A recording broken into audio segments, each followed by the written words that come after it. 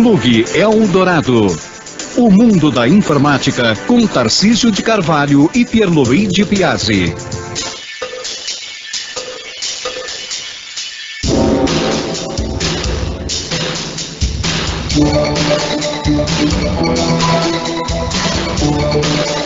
Olá a todos, está no ar mais um programa Plug Eldorado, aqui pela Rede Eldorado. Esse o programa de número 257. E, bem, como os ouvintes habituais já sabem, eu sou o Tarcísio, do meu lado está o Pierluigi. Como é que vai, Pierluigi? Tudo bem, tudo tranquilo. E do outro lado do vidro está o Alexandre, que está dando risada, porque eu estou perguntando para ele, o microfone está certo ou quer que abaixe um pouquinho? Está certo. Como o Alexandre sofre com a gente, porque além de tudo, além da nossa extrema inabilidade técnica, o coitado é obrigado a ouvir nosso programa inteirinho. Toda vez. Ele é condenado, ele não pode fazer como os ouvintes. Ele é o único ouvinte que ouve todos. Tudo, não pode fazer como os outros, que quando está chato, desliga o rádio. Tem jeito, ele é obrigado a ouvir todos. Às vezes repetir, voltar, nem nossa, mas deve... Tá bom. Para quem está ligando pela primeira vez, porque dada a alta rotatividade da rádio, sempre tem alguém ligando pela primeira vez, o programa se destina a bater um papo, né? Nem tirar dúvida, bater um papo a respeito de informática. Entre outras coisas, a gente tira dúvida, passa dicas de ouvintes, lê os e-mails do pessoal com dúvida, lê os e-mails do pessoal com respostas às dúvidas, lê e-mail com o pessoal com dicas de internet e, portanto, obviamente, a maneira com a qual você pode se comunicar com o programa é por e-mail. O nosso endereço eletrônico é o info@redeeldorado.com.br. Repetindo. info@redeeldorado.com.br. Cuidado que esse Rede Eldorado são dois E's, um ao lado do outro, né? Rede Eldorado, tudo junto. E outro cuidado é justamente na hora que você for mandar o seu e-mail, tomar cuidado de colocar no campo assunto o nome do programa, ou seja, Plug Eldorado. Além do assunto propriamente, né? Se você quiser, vamos dizer assim, manter um padrão, põe lá, Plug Eldorado, tracinho, e aí o assunto da dúvida, ou dica, enfim, do seu e-mail propriamente dito. Exatamente, tá? O motivo disso é simples, é para que a gente possa abrir o seu e-mail garantidamente, porque os muitos outros e-mails que a gente recebe são de spam. E esses, até por falta de tempo, a gente nem abre, né? Então a gente só dá aquela selecionada visual na caixa postal para abrir só os e-mails que vêm com o título do programa no campo assunto. E sem anexos, por favor, porque como a caixa postal não é nossa, nós não nos arriscamos. Tarcísio, tem uma dica aqui do Reinaldo, muito, muito interessante. É um site, seria o www.123exp, né, exp-biographies, ou biographies, não sei como se lê isso, deve ser biographies.com. Esse biografies é com PH, biographies.com. Diz o Reinaldo que tem mais de 50 mil biografias. Nossa, olha aí, então você... Agora, de celebridades e pessoas comuns. Porque, lógico, não deve ter 50 mil celebridades. Então, se você tiver a fim às vezes até para um trabalho escolar, não é, Pierluigi? Só que aí eu imagino que seja um trabalho escolar, em que a pessoa também vai ter que, o Reinaldo não fala, mas pelo próprio URL, pelo próprio endereço do site que ele nos passa, eu acredito que o conteúdo desse site esteja em inglês. Ótimo, assim o cara então ele aproveita, aprende a biografia, aprende um pouco mais de inglês. Exatamente, né? Então... Tá aí uma ótima dica para quem pretende fazer um trabalho, enfim, e está precisando pegar a biografia de alguém. E aproveitar para dar uma estudadinha em inglês também, né? Tarcísio, tem aqui uma da Amanda de Carvalho. Grande essa. Ela tem uma dica e tem um pedido. Bem grande. Bom, quem gosta de ficção científica, ou gosta de contos de terror, ou gosta de algum tipo de literatura em particular, ou algum tipo de cinema, de filme em particular, normalmente as pessoas publicam o chamado fanzine. Fanzine o que é? É uma revista de fãs a respeito de... É uma magazine de fãs, né? Um magazine de fãs. É uma mistura de fã com magazine. Com magazine, fanzine. Fanzine. Né? E tem coisas ótimas nesses fanzines. E atualmente, né, quer dizer, ultimamente, com a facilidade de acesso à internet, as fanzines têm se multiplicado, assim, tremendamente, porque elas são fanzines virtuais, quer dizer, elas estão no ar, na internet. Antigamente tinha que imprimir, passar no mimeógrafo, aquela coisa loucura, toda. Né? Agora não, o cara já abre um blog ali de fãs, não sei de quem, já monta uma espécie de blog fanzine, sei lá, de algum artista. Agora, tem um tipo de literatura que eu acho bastante interessante, que é aquela... Você já foi na banca de jornal? Nossa, e perguntou se eles têm Bianca, Júlia, Sabrina, só aqueles romances... Às vezes, sinceramente, para mim, nunca procurei esse tipo de literatura, certo? Eu procurei outro dia, porque um dos capítulos do meu livro... Você tá o quê, carente? Tá precisando dar uma lidinha numa... Não, na realidade... Emocionalmente carente, uma coisa assim? Não. Um dos capítulos do meu livro 2, lá do Estimulando a Inteligência, eu discuto muito a história de que o importante é ler e não interessa o quê, desde que a pessoa esteja gostando daquilo que está lendo. O que faz aumentar a inteligência da pessoa é a leitura em si, e não necessariamente o conteúdo daquilo que está sendo lido. Eu não lembro, aliás, eu me lembro, não sei se existe ainda, além dessa literatura que é mais dirigida assim, para as mulheres e tal, havia também uma outra literatura, deve haver, é que eu não tenho mais procurado em banca, que eram aqueles livrinhos de bolso, em que as histórias...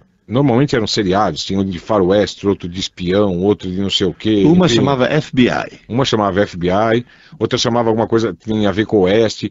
Eu era fã de uma tal de Brigitte Montfort. Brigitte Montfort, que era uma espiã da CIA, né, na época da Guerra Fria, eu era pequeno, eu lia isso direto.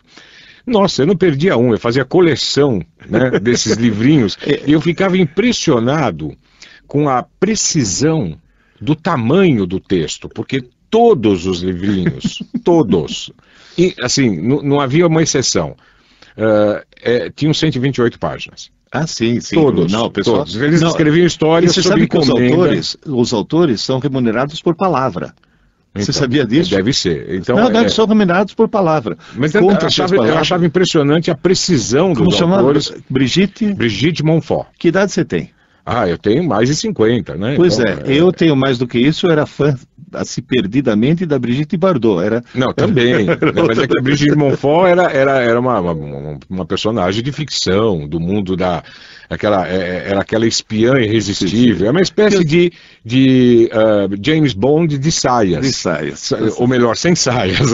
Quer dizer, na realidade, os trajes normalmente dela eram sumários, principalmente aqueles que eram retratados por um belíssimo, um talentosíssimo, melhor, desenhista, que fazia as capas. Certo. Era impressionante. Agora, a Amanda, ela descobriu um fanzine destinado justamente a esses romances, tipo Júlia, Bianca, Sabrina, esses romances sentimentais, digamos assim, principalmente para o público feminino.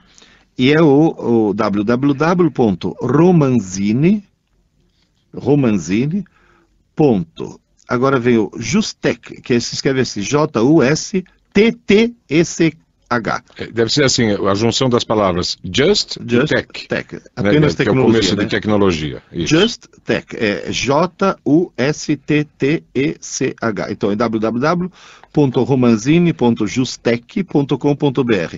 E ela diz o seguinte, é que além de disponibilizar romances tipo desses de banca gratuitamente, se alguém quiser publicar o seu romance, pode mandar via e-mail, anexo, e depois de analisados, poderão ser publicados na página desse fanzine destinado a isso. E agora vem um pedido. Tarcísio, você já teve algum aluno ou aluna que chegou para você e falou, olha, professor Tarcísio, você marcou minha vida. Você foi uma pessoa extremamente importante, né? Felizmente já tive vários. Assim. Eu também, e a gente se orgulha muito disso. Claro, né? É o nosso, de certa forma, é a nossa recompensa, né? É o que fica para o resto da vida, vamos dizer assim. Então, a Amanda, quando tinha 12 anos, estudava num colégio chamado Oscar Thompson, no Cambuci, na Lins de Vasconcelos. E conheceu um professor de ciências chamado Oldak. O primeiro nome dele é Oldak. E ela perdeu contato com esse professor. Então ela está fazendo um apelo assim genérico. Se alguém conhece o professor Oldak, por favor, manda um e-mail com os dados dele, onde achá-lo. Esse Oldak é O-L-D-A-C-K. ache, por favor, que a Amanda gostaria muito de reencontrá-lo, porque disse que foi um daqueles professores extremamente importantes, marcantes.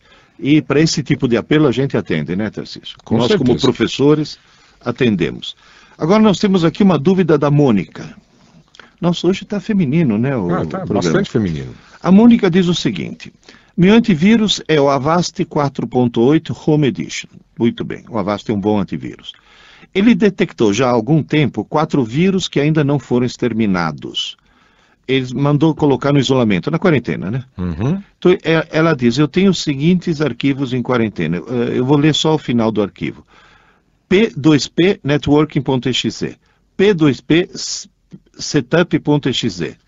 Depois tem o P2P installer.dll e o outro que é show-ad.htm. Bom, deixa eu já cantar uma bola. A Mônica, ela deve ser usuária de algum programa P2P, né? Desses point-to-point, que são tipo programas para trocar arquivos pela rede. Como aquele Kazaa, Limeware, Emule, exatamente. E esses programinhas, eles são terríveis, no sentido de você facilmente pegar vírus, cavalos de Troia, arquivos infectados através desses programas. E é fácil até de entender por quê. Quando as pessoas querem disseminar um vírus, um cavalo de Troia e tudo mais, elas vão procurar os meios de disseminação mais favoráveis, vamos dizer assim. Então, há tempos atrás, quando os arquivos eram instalados ou copiados em disquetes, hoje essa prática já quase não existe mais, mas quando o disquete era o maior meio, né, de comunicação dos computadores, era nos disquetes que os vírus acabavam se alojando. Hoje em dia, praticamente, os disquetes foram substituídos pelos pendrives. Então é muito comum você pegar um pendrive infectado ou infectar o seu pendrive quando você espeta o pendrive num computador que contenha vírus. Mas não há dúvida nenhuma que o maior meio de comunicação, né, o maior meio de transmissão dos vírus e dos cavalos de Troia é a internet. E quais são esses meios? Claro, a turma inventa vírus que se reproduzem em script, né? Eles rodam em script que está embutido, são chamados scripts maliciosos, embutidos em páginas HTML mesmo da internet. Daí você precisa ter as devidas proteções, como um bom antivírus, ou até desabilitar a execução automática de scripts do seu browser. Mas se você fizer isso também, você praticamente não consegue navegar numa boa parte de outros sites que não contêm códigos maliciosos, mas que contêm scripts, vamos dizer assim, do bem, né? Então aí você fica muito limitado. Então é bom ter um bom antivírus. Agora, não há dúvida que os P2P, eles são excelentes locais para a turma colocar suas iscas, né? Esse pessoal que quer disseminar os vírus, colocar as suas iscas. Então, eles colocam computadores associados ou ligados na rede P2P com vírus, propositalmente, e normalmente com nomes falsos, né? Nomes de chamarizes. Eles veem o que a turma está mais baixando naquela época. Então, de repente, tem uma novidade, um software, ou então um filme ou alguma coisa que eles acompanham, né, o tráfego de pedidos daqueles programas P2P, tipo Kazaa, tipo Emule, e eles colocam disfarçados com os nomes desses arquivos mais pedidos, vírus na rede. Então muita gente acaba baixando vírus, cavalos de Troia para o seu computador, achando que está baixando um programa que ele tanto estava desejando, né? É o grande risco de você ficar baixando programas piratas, né? Programas, eu não digo que a Mônica tenha feito isso, mas é muito comum. Às vezes, por exemplo, uma certa vez eu mesmo baixei um vírus que estava embutido num arquivo de vídeo. Eu baixei um vídeo da internet, um videozinho. Achei legal, quero ver o que é isso. Baixei o vídeo. E na hora que eu fui executar aquela famosa mensagem de erro do Windows Media Player, dizendo que não dava para executar Que não- aquele não arquivo tinha o porque não tinha o codec. codec necessário, mas se queria que procurasse o codec necessário.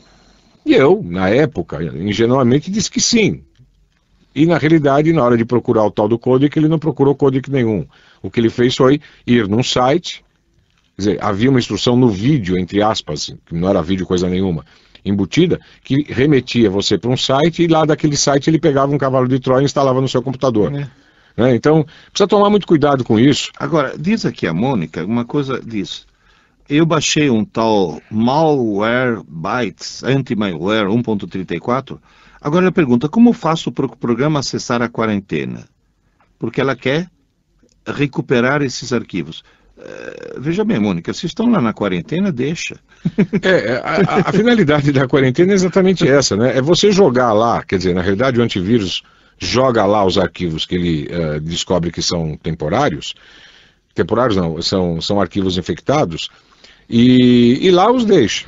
Se você por acaso notar sentir falta desses arquivos, algum programa vai funcionar mal, alguma coisa vai acontecer errado no seu computador. O que ela não está conseguindo, o programa LimeWire, LimeWire. não consegue desbloquear o firewall quando conecto.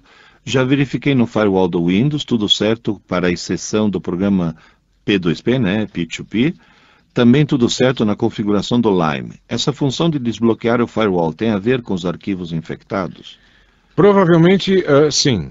Provavelmente sim. Quer dizer, o LimeWire, não com os arquivos infectados em si, mas com a infecção que você pegou. Esses arquivos que estão infectados, provavelmente você vai poder descartá-los da quarentena sem problema nenhum. Apagá-los, quer dizer, sumir com eles. Sumir com eles, mandar limpar a quarentena. Até porque, por exemplo, se a gente pega aqui o arquivo que ela numerou como número 3 e número 4, eles estão, o número 4 não, mas o número 3 principalmente, e o número, tem um outro temp aqui, o número 2, são arquivos que estão em diretórios temporários, em pastas temporárias, né, que são pastas de rascunho, são locais bastante comuns dos vírus acabarem se instalando. Né? O terceiro arquivo, por exemplo, está no Temporary Internet Files do Internet Explorer. Então, não há dúvida que você provavelmente vai poder descartar esses arquivos. O que eu acho é que o seu LimeWire também acabou sendo infectado de alguma forma, e daí essa dificuldade dele acessar ou desbloquear o firewall. Faz o seguinte, manda fazer uma limpeza geral, descarta esses arquivos temporários ou não, esses que estão na quarentena, baixe o Malwarebytes, ele é legal, manda ele dar uma inspeção geral no seu computador, dá uma limpada geral, desinstale o LimeWire, aliás, e depois disso tudo, reinstale o LimeWire. Baixe ele de novo da internet, reinstale e veja como é que as coisas vão funcionar. Eu acredito que você vai conseguir, fazendo essa limpeza, você vai conseguir fazer o LimeWire voltar a funcionar, tá bem? E atenção, e nesse P2P, o ideal é baixar só e exclusivamente músicas. É a coisa mais... E mesmo assim, né, mesmo assim, um tomando certo cuidado. comedimento, né, porque afinal de contas, a internet virou terra de ninguém, né, e a turma está usando mesmo a internet para baixar. Eu acho que em relação às músicas, eu acho que, é claro, a tentação de baixar uma coisa de graça na internet é muito grande. Mas faz o seguinte, você baixa, ouve, achou legal, achou que é um CD, por exemplo, que você baixou lá na internet, bastante interessante, legal e tudo mais, vai lá, procura não precisa ir na primeira loja e comprar, tá? Porque eu acho também que os CDs, eles acabam sendo um pouco caros demais. Mas sempre você vai achar, na própria internet, nessas lojas virtuais, né, esses comércios eletrônicos, você acha um preço mais baixo, você consegue achar uma coisa mais interessante em relação à alternativa pirata, tá bom? Agora, nós temos uma dica aqui do Felício Yamazaki. Deixa eu contar uma história rapidamente. Na Síria, nessa região do Oriente Médio, assim, o Ceilão, que hoje chama Sri Lanka, era chamado Serendip, né, a ilha de Serendip. Uhum. E tem um conto famoso chamado Os Três Príncipes de Serendip, que ele simplesmente tem, ou numa busca qualquer, e tem coisas do tipo, chuta uma pedra, embaixo tem uma pepita de ouro, tá certo? Aquelas coisas de encontrar coisas sem querer, coisas muito valiosas. E um tal de Horace Walpole cunhou o termo serendipidade, serendipity em inglês, que é ter a sorte de achar coisas sem querer. E o espécie de Gastão, né? Gastão. Você lembra o Gastão, aquele primo do Pato Donald? Exatamente, exatamente. E o Felício Yamazaki teve um ataque de serendipidade. Ele diz, eu sou iniciante no YouTube, apesar de ter 50 anos de idade. Sim, é lógico, apesar não, por causa disso, porque se você tivesse 15, você teria tudo do YouTube, né? Que os adolescentes é que estão nessa. Bom, diz que gosta muito de música popular brasileira, principalmente bossa nova, e verificou que a maioria dos vídeos que ele capturava, ele ia na Lan House, capturava o vídeo no pendrive, depois ia rodar em casa. A maioria não rodava no Media Player. Eu não sabia como decodificá-los, porque realmente do YouTube não rodaria diretamente. Aí baixou um software chamado Media Coder. Não baixa aqui, gratuito. Comecei a tentar codificar os diversos formatos, porém, surpresa. Sem querer, dando indevidamente um clique duplo no arquivo a ser codificado, começou a rodar de repente, não sei de onde, um player, onde o vídeo era visto e tocado com perfeição. Aí descobri que, pelo arquivo de programas, que este player, com português de Portugal, estava embutido no programa Media Coder. Ou seja, o programa Media Coder já tinha o player próprio. Já tinha o próprio player. Para não arrancar esse player do programa, a fim de não prejudicá-lo, simplesmente dei um clique direito e criei um atalho para o desktop. E posteriormente para a barra inferior. E hoje consigo tocar imediatamente, com perfeição de som e imagem, qualquer vídeo do YouTube, pois este player é pré-configurado para identificar automaticamente o formato do arquivo de vídeo. Fantástico, né? Você vê a sorte, sim, a serendipidade que ele teve. Então o programa chama Media Coder, sem pronúncia, e ele encontrou no Baixa Aqui, aquele site de baixar programa. Interessante, eu não sabia disso, né? São as coisas que a gente descobre sem querer na internet, né? Bom, temos uma outra aqui, uma outra pergunta. Essa não é bem uma pergunta, é um e-mail enorme aqui, do Reinaldo. Do Reinaldo. Mas na realidade ele faz algumas perguntas. A pergunta dele diz que fez o login na abertura do Windows para que o Windows abrisse, né? Aquele login famoso que exige senha. Pois bem, caso queira me ausentar por um tempo e deixar o computador ligado, tem a sequência de 2 ou 3 teclas para ativar o travamento do login sem desligar o computador. Tinha anotado essa sequência, perdi a pasta em que ele anotou. Qual será essa sequência de teclado? Eu não conheço nenhuma sequência de teclado, na realidade. Eu conheço uma forma de você, por exemplo, travar o computador.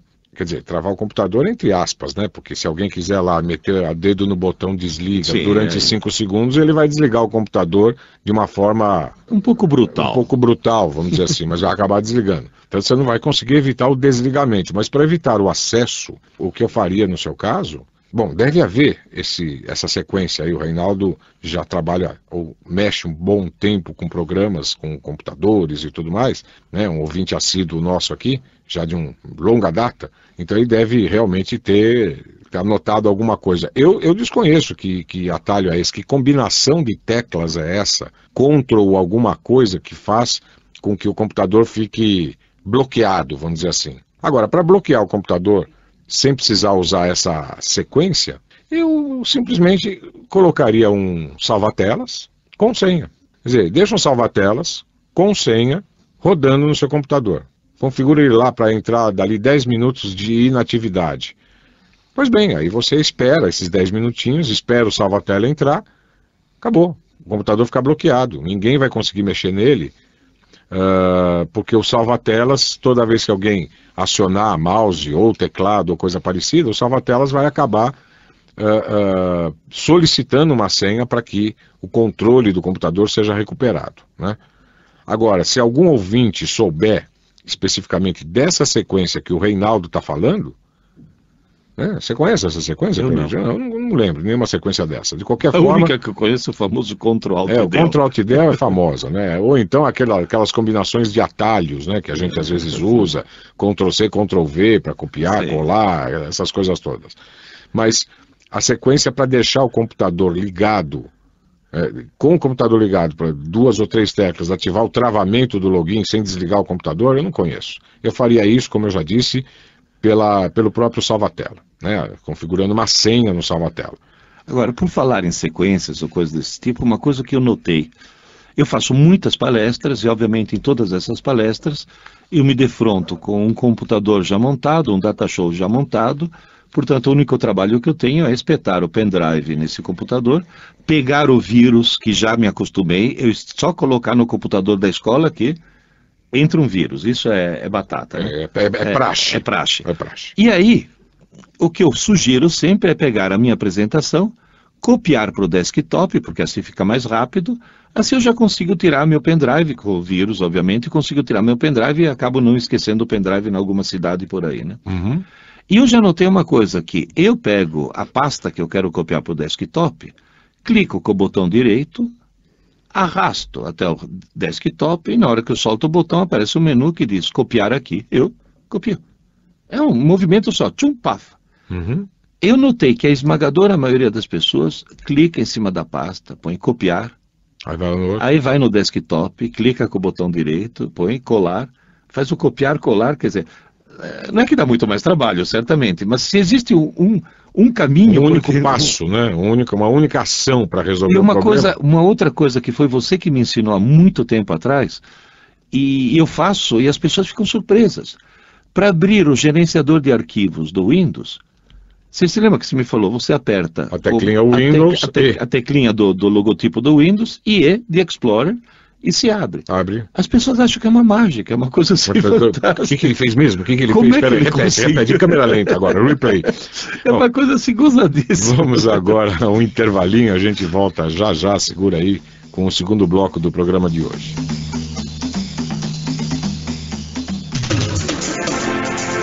Você ouve Plug Eldorado, com Tarcísio de Carvalho e Pierluigi Piazzi. Agora na Eldorado, Infodrops com Tarcísio de Carvalho e Pierluigi Piazzi.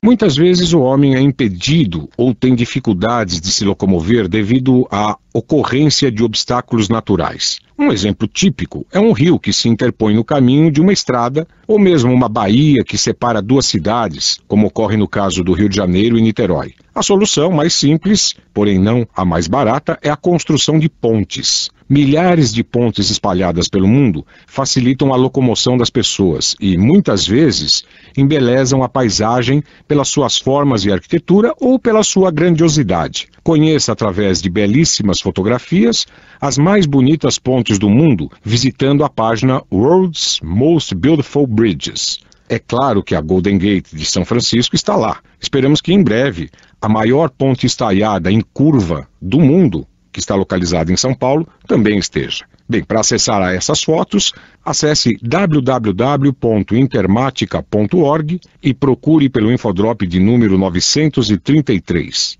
Tarcísio de Carvalho para o Infodrops da Rede Eldorado.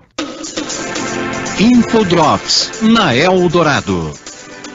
Enquanto eu estava lendo o e-mail do Mauro Okoshi, nosso colaborador, o firewall do meu computador me avisou que estava havendo uma tentativa de ataque a partir do IP 221.203.145.70.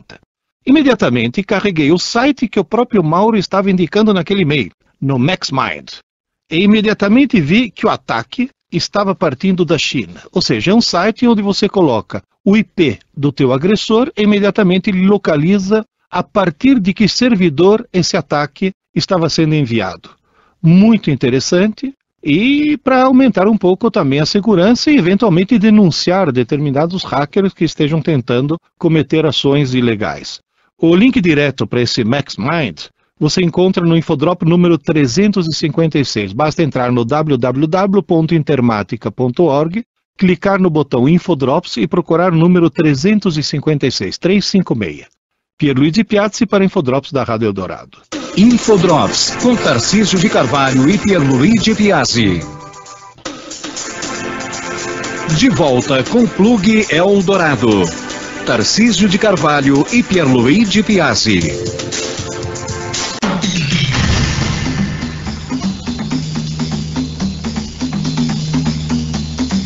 Estamos de volta agora com o segundo bloco do programa de hoje, esse o de número 257. Em hexadecimal, 101. 101. Isso é altamente relevante, então Certo. Anote aí, é 101 o número do programa em hexadecimal. Em hexa, não binário, porque binário ele já passa de 9 dígitos, né? O 257 já tem 9 dígitos binários. Agora, a gente estava lendo aqui um e-mail do Reinaldo, né, um ouvinte nosso aí, de longa data, e eu falei que tinha duas perguntas, Pierluigi, a primeira e a segunda, né? A primeira já foi... Lançamos no ar e eu dei pelo menos uma resposta alternativa, né? Para, vamos dizer, quebrar um quebra-galho, Certo. E a segunda... enquanto a resposta não vem, né? Agora, a segunda, ele diz assim, que quando recebe os e-mails dele, ele cria uma pasta, e-mails recebidos, e dentro dela, várias outras subpastas, né? 001, sublinhado Pier, 002, sublinhado Tarcísio. Por que eu em segundo lugar? Pois é. Bom, e dentro de cada pasta, os meses. Em ordem alfabética, quem é que vem antes, o P ou o T? Depende. Em ordem alfabética é o P. Então, tudo bem. Mas agora, levando em consideração que o meu primeiro nome é Luiz... sacanagem. Mas o Reinaldo não sabe disso, é claro. Obviamente é tudo uma brincadeira, viu, Reinaldo? Bom, e aí ele diz que cria subpastas com os meses, né? Dentro das pastas que tem os nomes, enfim. Uma dica a ser mencionada para baixar os arquivos de importância e quando precisar rapidamente localizar. Sim, ser organizado. Ser organizado. Seja organizado. A mania que muita gente tem de baixar arquivos, baixar e jogar tudo na área de trabalho. Né? Não faça como o professor Aércio do Michelangelo, que simplesmente salvei, não lembro onde. Eu vivia tentando achar os arquivos que eu vivia salvo. Então, então essa dica de organização, olha aí, o Reinaldo está insistindo nela, né? Bom, ele disse que fez um backup gravando num DVD as pastas internas. Deveria ter salvo a pasta toda, acabei deletando direto sem enviar para a lixeira, mas a pasta ficou vazia, e-mails recebidos. Essa pasta não sai, tem um caminho complexo, será que é possível explicar? Como é que faz? Quer dizer, no fundo, ele criou uma pasta, que ele não consegue apagar. Esvaziou essa pasta e a pasta vazia está lá e ele não consegue eliminá-la. Bom, em primeiro lugar, Reinaldo, uma pasta vazia não ocupa muito espaço no teu HD, ela não faz muito... Mas olha, você sabe que eu não lembro exatamente agora da resposta, viu, Reinaldo? Mas será que não é uma daquelas pastas que é, por exemplo, aquelas pastas que estão marcadas como apenas para leitura? Não, portanto, não é, você não pode... Não é. Isso é um pau do Windows. O Windows, de vez em quando, ele dá uma dessas. É o Windows XP. Tá? E olha aí, é isso mesmo. Depois ele fala que usa o Internet Explorer 6, até agora está tudo ok. Aliás, atenção, deixa eu abrir um parênteses. Tem muitas pessoas se queixando com o Internet Explorer 8. Não porque ele seja ruim, mas porque não conseguem mais acessar o banco. Sim. Não conseguem mais acessar a sua conta no banco. Eu no programa passado até cheguei a comentar a respeito, depois vamos falar um pouquinho sobre isso, mas só para a gente não perder o fio da meada aqui, é o Windows XP que tem esse pau. De vez em quando acontece algum problema de nomeação de pastas e você não consegue apagar. Pelo contrário, a hora que você tenta apagar, parece aquela serpente da mitologia que Hércules enfrentou. A Hidra, né? Que você cortava uma cabeça, nasciam duas. Nasciam mais duas, né? Então é mais ou menos isso. Você tenta deletar a pasta, aparece mais duas. Tarcísio, você acaba de despertar uma memória minha de quando eu tinha 8 anos de idade, quando eu li essa história. Pelo amor de Deus, estava lá no fundo do arquivo. Mas tá vendo? E eu me lembro que Hércules usava uma espada numa mão e uma tocha na outra, porque assim ele cortava a cabeça e cauterizava. E cauterizava, né? Para não nascer outra. Lembra disso? Lembro. Então, e acontece isso no Windows. E eu lembro que certa vez aconteceu isso no computador do meu irmão, e eu fui lá prestar um socorro, eu não sabia, não tinha nem noção do que estava rolando. Bom, adivinha ao que eu recorri? Ao Google. Então eu escrevi lá, pasta que não consegue apagar, o Windows XP, pasta que duplica, pasta com nome estranho. Enfim, eu acabei achando, e agora que eu não estou me lembrando, de um pequeno utilitário que recuperava essas pastas. Eu, se não me engano, era folder fix. Fix, to fix, em inglês, significa consertar. Isso. Né? Se não me engano, o nome do utilitário era algo assim, algo parecido com folder fix. Era um utilitário específico criado para consertar esse problema de pastas, de links perdidos de pastas dentro do seu HD, sabe, aqueles problemas de TOC. TOC, no caso, não é transtorno obsessivo compulsivo, é Table of Contents, que é o índice do HD, às vezes dá uma bagunçada lá, né? E esse folder fix também dava uma ajeitada nisso. Eu acho que era folder fix. Em todo caso, Reinaldo, é o caso de você dar uma olhadinha, procurar aí, ou por folder fix, ou pelo termo pasta que eu não consigo apagar, enfim, você vai achar com certeza algum utilitário, porque eu já achei um utilitário que resolve esse probleminha aí. Tarcísio, tem aqui uma dica do Jorge Roberto de Jundiaí, que aliás ele tem, digamos assim, tem até um sitezinho onde ele dá algumas dicas, algumas coisas interessantes, né? Se alguém estiver interessado, é sites.google.com, que é onde você cria aquele sitezinho no Google, né? É sites.google.com/sites/Jorge Assistência. Ele tem uma assistência chamada Jorge. E ele diz o seguinte, tem um software muito interessante, que é Text to Wave, né? É Text to Wave, quer dizer, é um programa que faz o seguinte, você escreve alguma coisa, esse software lê o que você escreveu, certo, e exporta em áudio para WAV ou MP3. Ah, que legal. Em vários idiomas, em inglês, francês, italiano, alemão, espanhol, russo, japonês, coreano e português. Aliás, ele escreveu portuguesa, talvez seja a Dona Maria que... Tem um sotaque ali, uma portuguesa, exatamente, pode ser isso. Mas olha aí, interessante, um programinha a ser investigado. Que deve ser útil para um deficiente visual, deve ser muito útil. Deve ser excelente, deve ser excelente. E assim, você está com preguiça de ler sei lá, um grande arquivo no computador, o problema é que a pontuação, saber se ele faz as pausas adequadamente, né? Então, a entonação, porque o sotaque, eu imagino que ele se adapte de acordo com a língua que você escolhe. Senão fica aquela brincadeira, lembra daquele nosso amigo chamado Paiva? Sim, o professor Paiva, de matemática, lá do ângulo. Ele foi para os Estados Unidos certa vez, e assim, claro, de brincadeira, quando ele voltou, ele falou, esse povo é muito estranho. Eu falei, por quê? Eu falei, qual é o meu nome? Eu falei, Paiva. Então, eu escrevi a Paiva lá na ficha do hotel. Na ficha de registro do hotel, e a turma me chamava de Paiva. Aí eu comecei a escrever Paiva. Aí eles começaram a me chamar de Piva. Aí eu passei a escrever Piva e finalmente eles começaram a me chamar de Paiva. Tá certo? Quer dizer, aí... Então o problema desses vamos dizer assim, programas que fazem o discurso, antigamente tinha um tal de Speech. Sim. Na época do DOS ainda, tinha um programa desses que se chamava Speech. Só que o Speech...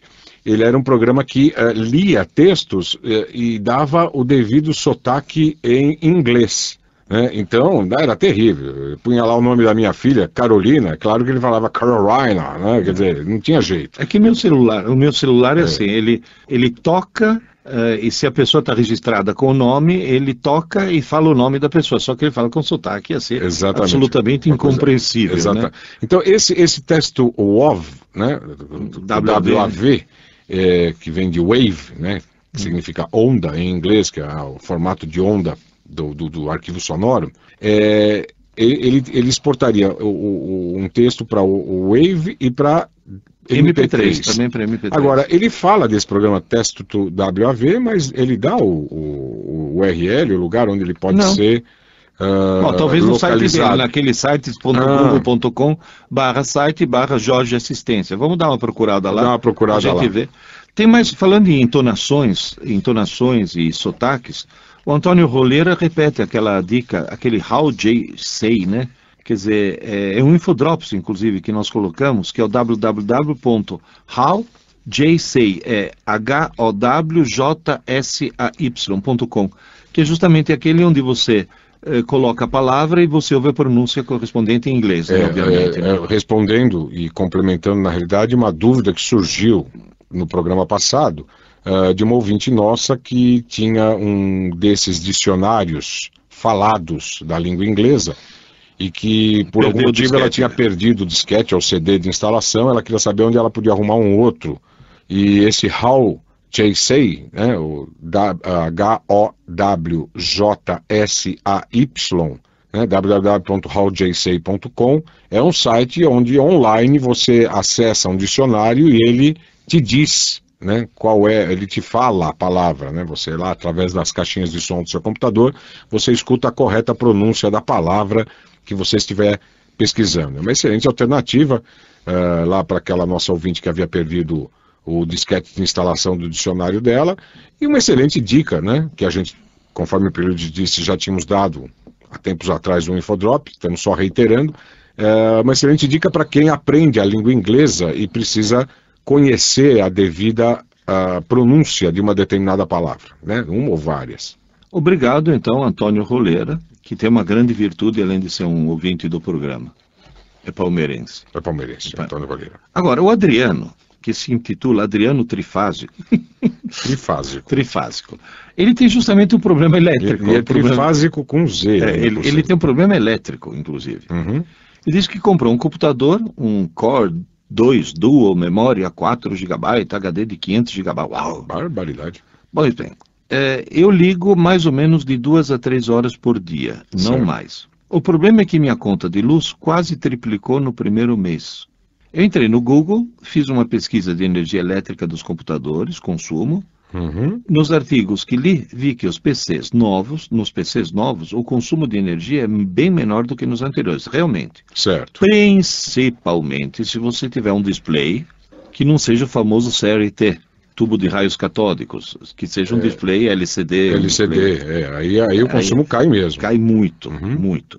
Mesmo assim, eu fui em painel de controle, opções de energia, gerenciamento mínimo de energia, também desligar o monitor após 3 minutos, eu fiz o certo? Sim.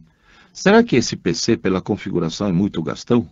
Olha, realmente, um PC, digamos assim, poderoso como o seu, realmente consome uma quantidade. Não consome tanto quanto consumiria se tivesse toda essa configuração há 5 anos atrás. Que um PC de 5 anos atrás, com HD de 500 GB, teria que ter vários HDs, várias coisas. Agora, o problema também é o seguinte, né, Pierluigi? Quer dizer, a conta de luz triplicar significa o que exatamente? Depende, por exemplo, se a conta de luz lá em casa triplicar, eu me mato, porque ela já é alta pra caramba, tem muitas pessoas que moram lá, então ela por esse motivo até já é alta. Agora, no caso aqui do Adriano, se ele mora sozinho, eventualmente, se ele já tem uma conta de luz relativamente baixa, aí triplicar uma coisa que, sei lá, é da ordem de R$50, triplicar já, quer dizer, aumentou bem, mas até se justifica um computador. Porque, vamos fazer uma conta simples, né, Pierluigi? Um computador desse, ele deve consumir qual potência? Né? Qual deve ser a potência total consumida por um computador desse? Uns 250 a 300 watts, incluindo o monitor, se for um monitor da LCD? Que seja 300 watts. 3 horas por dia, 300 watts, você está gastando praticamente 1 kWh por dia. Tá? 30 kWh a mais por mês. Não é muito. Tá? 30 kWh, você vai lá ver o preço do kWh, não deveria triplicar qualquer conta de luz. Então, no seu lugar, Adriano, eu daria uma investigada em alguma outra coisa que eventualmente possa estar consumindo tanta energia na sua casa. Eu não entendo muito de conta de luz, mas não existe aquele fato de que se a conta de luz, o consumo está abaixo de um determinado valor, você cai numa faixa subvencionada, que o governo... Exato, se você está abaixo de 50 kWh mês, né, por mês, de consumo, você fica num valor subvencionado, que é um valor super baixo. Se você passa de 50 kWh, Você passa a ser um aí consumidor o consumo excedente, né, a energia excedente passa a ser taxada de uma forma bem mais elevada do que os primeiros 50 kWh. Tá? Então isso também vale a pena, Adriano, você dar uma olhadinha na sua conta de luz. Compare uma conta de luz de uns meses atrás, quando você ainda não tinha esse computador, com uma conta atual, e verifique se você também não pulou de faixa. Tá? É bem provável que sim. E aí você está pagando mais caro, não só mais por consumir mais, mas pelo fato de estar numa outra faixa, está pagando mais caro cada quilowatt-hora. Tá? De qualquer forma, mesmo assim, é estranho ter triplicado. É só o caso você eventualmente mandar esses dados aqui para a gente vai ter o máximo prazer em fazer uma análise para você. Mas é estranho, porque 3 horas por dia num computador vai gastar 1 kWh por dia. 30 kWh, né? Só para você ter uma noção, se você toma um banho num chuveiro elétrico que tenha uma potência, no verão, hein? Não vamos nem falar no inverno, no verão, de 2.500 watts.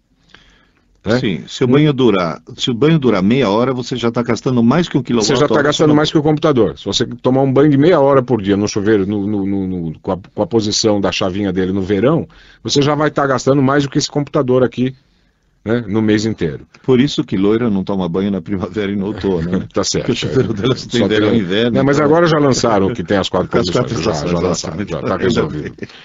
Tá certo? Bom, de qualquer forma, tá aí. Umas dicas para você, mas eu acredito que não seja o computador o vilão da história. Eu acho que talvez até ele tenha contribuído um pouco. Mas deve ter um outro vilão aí Gastão aí na sua casa. Dá uma checada nisso, né? Tarcísio, você se lembra que o Antônio Tessitori nos mandou um e-mail onde ele tinha o seguinte problema. Ele falava com alguém no exterior usando o Skype, mas falando não só por som, tá falando por imagem, quer dizer, usando uma webcam. E diz que no laptop dele, tranquilo. E no desktop da esposa dele, ele não conseguia. Aí ele foi investigar o que estava acontecendo. Essa webcam está ligada numa porta USB. E na hora que ele foi ver o porquê que a conexão não dava certo, estava escrito largura de banda do controlador USB excedida. O controlador não tem suficiente largura de banda disponível para a câmera VC305, que solicitou 12% da largura de banda do barramento. Aí diz ainda a mensagem: os dispositivos listados abaixo estão sendo usados por programas e estão consumindo largura de banda. Para obter informações atualizadas, clique em atualizar. Aí ele clica, tá? E está lá, controlador de banda utilizada, reservado para o sistema 10%, Standard Open USB Controller reservado para o sistema 21%, e USB Composite Device 77%. Clicando em atualizar, nada acontece. No computador só temos 2 portas USB em uso. Além da câmera, o mouse. E uma impressora Epson C63 constantemente desligada. Já tentei trocar. Como diminuir e eliminar esse 77% para disponibilizar largura de banda para a câmera? Me parece que o USB Composite Device, será que não está reservando para um vídeo externo? Não sei, viu, Pedro? Pode ser. Deve estar instalado algum driver que está pressupondo que existe um periférico que será utilizado, ou não necessariamente está em uso, mas será utilizado, que vai gastar 77% da largura de banda do USB. Está reservando 77% para alguém. Bom, de qualquer forma, eu ainda aposto na baixa memória de vídeo. Sabe, eu nunca vi um problema dessa natureza. Se referindo àquele nosso ouvinte que estava com esse problema, eu aposto na baixa memória de vídeo ainda. Né? Eu acho que não está havendo memória de vídeo suficiente para fazer os devidos cálculos para deixar a imagem dessa câmera de vídeo dele. Agora, o Antônio diz que atualizada. Só tem 2 portas USB em uso. Tá. Agora, o Antônio, como que o monitor do teu computador está ligado nesse computador da tua esposa, no desktop da tua esposa? Será que o monitor também não é daqueles que pega sinal USB ou coisa desse tipo? Quer dizer, dá uma olhadinha para ver se eventualmente não tem mais coisas, além da impressora, do mouse e da câmera, né, obviamente, né? Ver se não tem mais coisas. E dá uma olhada na memória de vídeo para ver se o Tarcísio tá tocando o dedo na ferida, né? Eu até havia comentado no último programa que eu tinha passado por um problema parecido, um computador com pouquíssimos recursos, até relativamente antigo, e que eu tinha feito funcionar o Skype com webcam e microfone, que era o problema aqui dele, tudo perfeitamente, depois de ter feito uma bela faxina no computador, né? Daí era um problema mais de velocidade de processamento, que estava muito baixa e fazia o áudio, principalmente, engasgar. O vídeo engraçado até vinha, mas o áudio engasgava. E aí, depois dessa faxina, eu consegui, faxina mesmo, quer dizer, eliminei coisas que não estavam sendo usadas, desinstalei alguns softwares, passei aquele desfragmentador de disco, desinstalei, depois reinstalei o driver da câmera, desinstalei, depois reinstalei o Skype, né, o programa do Skype, enfim, e aí passou a funcionar. Mas suei para fazer isso. Agora, esse caso específico aqui que o Antônio Tessitori nos manda, talvez seja um caso muito específico, como eu estou dizendo, quer dizer, talvez seja até o caso dele entrar em contato com a fornecedora da webcam, né, para ver se existe alguma configuração, eventualmente, que deva ser previamente setada para fazer essa câmera funcionar dentro das limitações dos recursos do computador no qual ele quer que ela funcione. Tá? Essa história de 12, de utilizar... ele está dizendo que a mensagem que apareceu é essa, que ela solicitou 12% de largura de banda do barramento e que não estava disponível, só tinha 10%. Então, talvez achar uma configuração para essa câmera um pouco mais modesta, né, que dê uma resolução um pouco menor, talvez, mas que solicite menos que 10%. Do que 10%, né, da largura de banda do barramento. Tá? Barramento, para quem está flutuando por aí, né, não entendeu nada do que a gente está falando agora, é o seguinte: quando os vários dispositivos de um computador, eles se comunicam com a unidade de processamento do computador através de vias, né, vias de comunicação, que são cabos, na realidade são cabos. Não sei se vocês já viram, por exemplo, aquele cabo que tem um monte de fiozinhos, todos paralelos, na forma de uma fita, que liga a placa-mãe de um computador, por exemplo, o disco rígido, né, o HD. Então, e o número de vias, claro, quanto mais vias você tiver, maior é a agilidade, a rapidez dessa comunicação entre o periférico e a unidade de processamento do computador. E o barramento tem a ver exatamente com essa ideia de número de vias, né? Quanto maior o barramento, maior essa capacidade que o computador tem de se comunicar com aquele periférico. Tá certo? Tarcísio, a Dalgisa tem 73 anos. E diz que gosta muito aqui do programa porque ela está conseguindo resolver muitas dúvidas que normalmente ela fica perdida às vezes com o computador, né? É uma coisa meio estranha.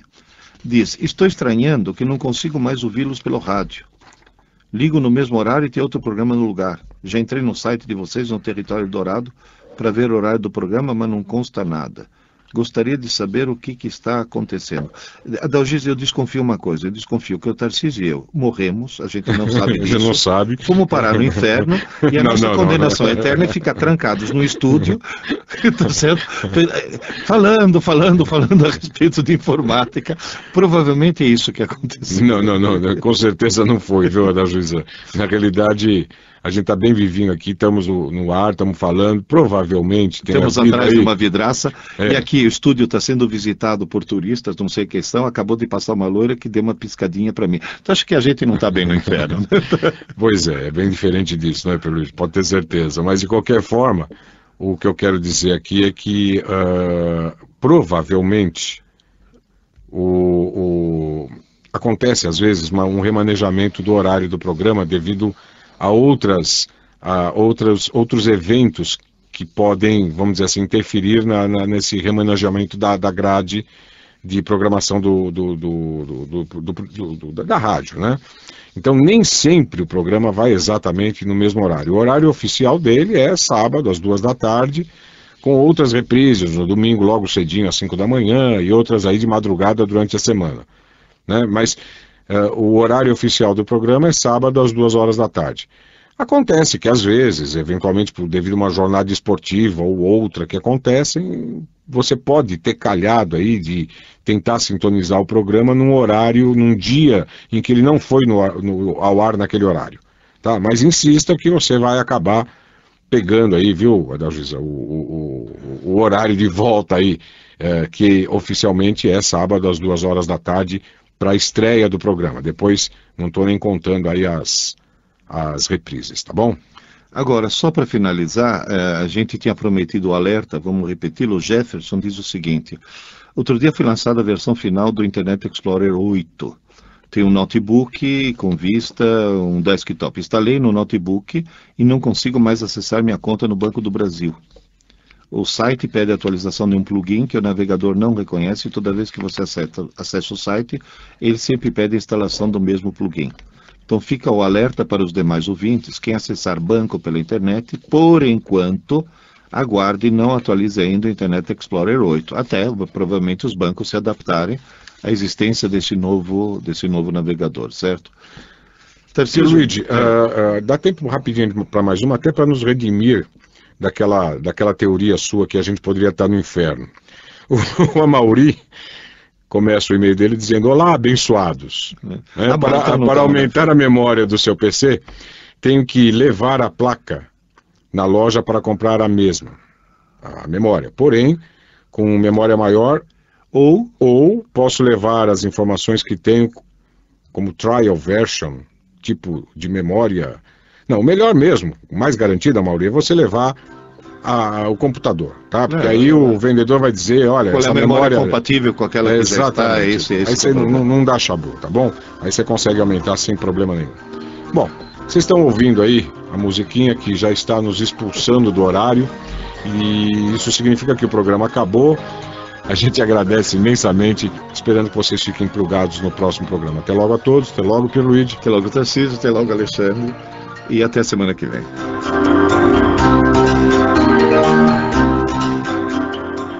Plug Eldorado, os desafios da informática com Tarcísio de Carvalho e Pierluigi Piazzi.